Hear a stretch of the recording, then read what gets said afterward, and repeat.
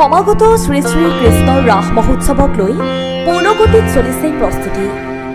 গোৱালপাৰাৰ অসম মেঘালয় সীমান্তৰ টিকৰিকিলা শিৱ মন্দিৰ প্ৰাংগণত ব্যস্ত হৈ পৰিছে মৃৎশিল্পী। মৃন্ময় মূৰ্তিত শেষ পৰশ দিবলৈ লৈছে মৃৎশিল্পীসকলে। এইবাৰ 16 সংখ্যক ৰাস মহোৎসৱ 4দিনীয়া বৰ্ণিল কাৰ্যক্ৰমণিকাৰে অনুষ্ঠিত কৰিব আয়োজক সমিতিয়ে। দিনীয়া কাৰ্যসূচীৰে আমি ৰাস উৎসৱ ইয়াত পালন কৰিম 15, 16, 17, 18।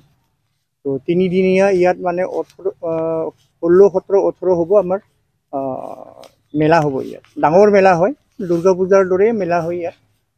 আৰু অসম মেঘালয় মানে সীমান্তবৰীয়া আমাৰ এইটো ৰাস উৎসৱ এইবুলি আমি 16 বছৰত ভৰি দিছোঁ।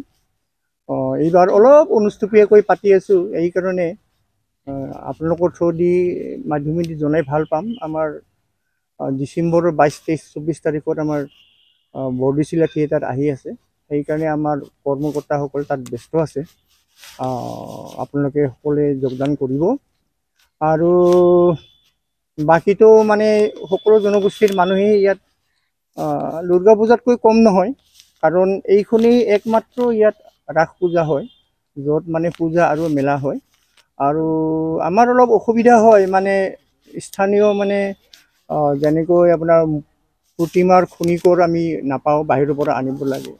আৰু মানে সজাবৰ কাৰণে যিখিনি আৰ্ট কৰিব লাগে, বাকী অসমৰ যিমান ডাঙৰ ডাঙৰ ৰাস মেলা আছে, হাউলিৰ পৰা নলবাৰীৰ পৰা পলাশবাৰীলৈকে, তো তেনেকুৱা ধৰণৰ আমাৰ ইয়াত লোকেল মানে শিল্পী নাই কাৰণে অলপ সজোৱাত অলপ অসুবিধা হয়। আৰু মেঘালয় হিচাপে আপোনাৰ যিহেতু টিকৰিকিলা বজাৰত শিক্ষাৰ অনুষ্ঠান ইয়াত বহুত আছে।